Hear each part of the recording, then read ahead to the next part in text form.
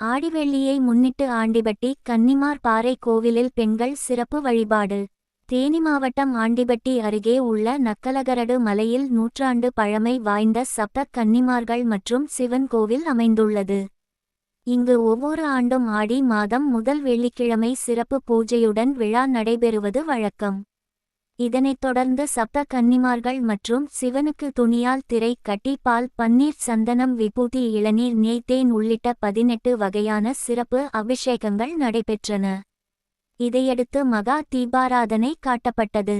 விழாவில் ஆண்டிபட்டி மற்றும் சுற்றுவட்டார பகுதிகளில் இருந்து சுமங்கலி மற்றும் கன்னி பெண்கள் கைகளில் காப்பு கட்டி விரதம் இருந்து ஏராளமானோர் கலந்து கொண்டு திருவாசகம் மற்றும் அம்மன் பாடல்களை மனமுருக பாடி வழிபட்டனர்.